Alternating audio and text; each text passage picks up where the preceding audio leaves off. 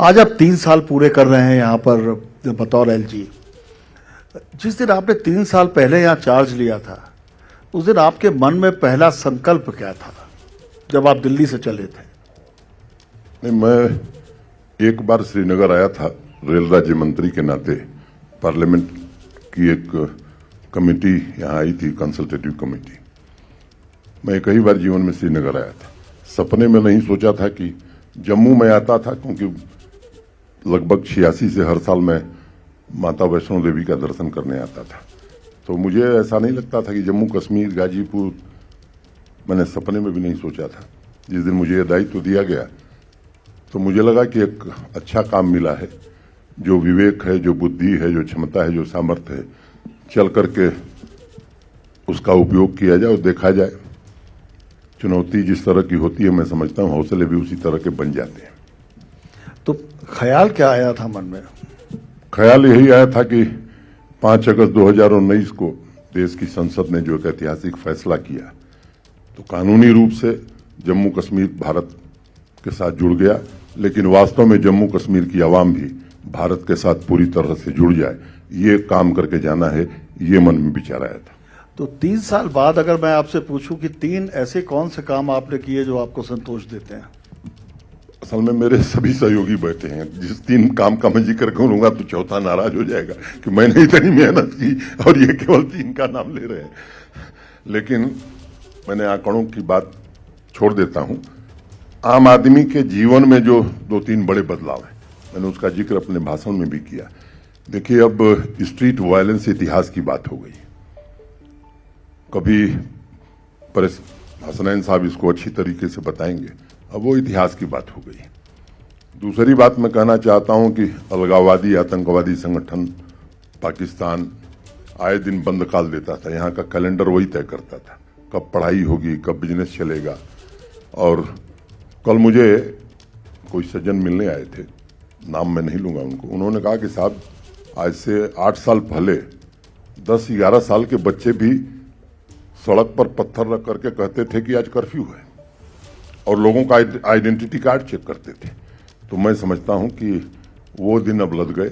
अब जम्मू कश्मीर प्रशासन जो एकेडमिक कैलेंडर घोषित करता है, उस हिसाब से स्कूल चलता है, उस हिसाब से कॉलेज चलता है, उस हिसाब से यूनिवर्सिटी चलती है। बिजनेस हो, ट्रेड हो, ये सब अपनी मर्जी से चल रहा है, इसमें किसी का डिक्टेट नहीं है। और तीसरी जो सबसे बड़ी बात है, मैंने उसका जिक्र भी किया कि यहाँ का आम आदमी अब अपनी मर्जी से जीता है, किसी के डिक्टेट पर नहीं चलता है। मैं समझता हूँ ये सबसे बड़ी उपलब्धि।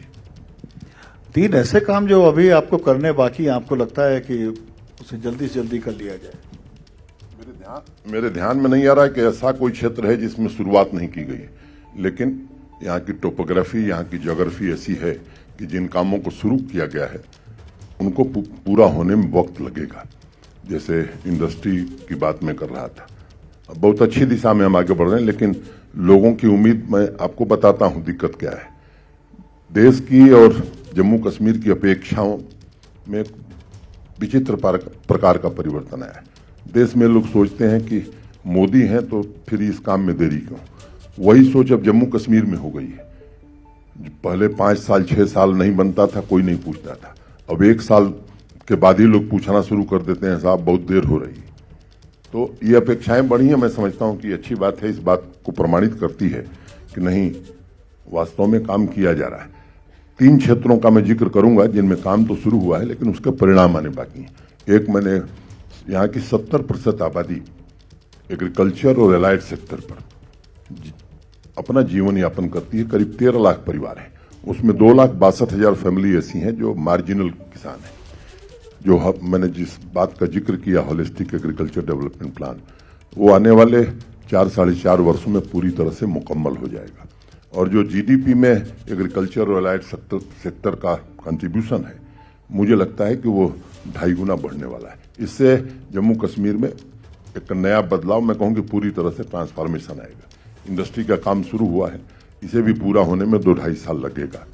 और तीसरी बात कि यहाँ के इंफ्रास्ट्रक्चर के जो काम हो रहे हैं, मैं ऐसा कुछ भी नहीं मानता जो नहीं शुरू हो गया है। भारत सरकार की लिबरल फंडिंग और माननीय प्रधानमंत्री जी का विशेष लगाओ जम्मू कश्मीर के लिए। मैंने जिक्र किया कि 1.5 लाख करोड़ के प्रोजेक्ट चल रहे हैं। इन परियोजनाओं को पूरा होने में थोड़ा समय लगेगा।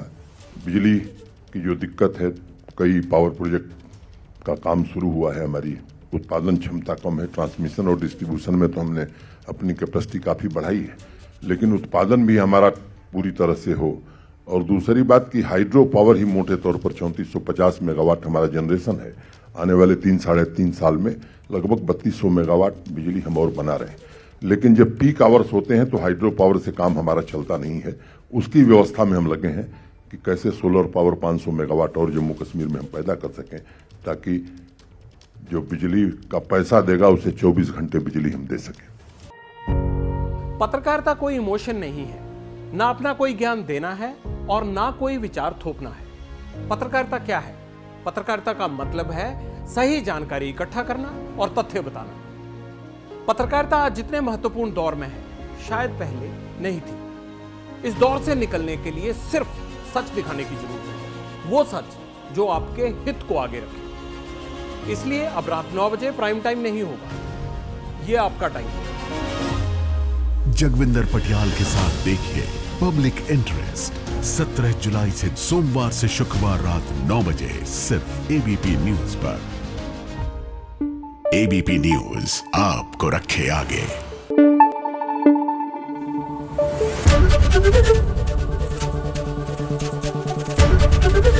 एबीपी न्यूज आपको रखे आगे।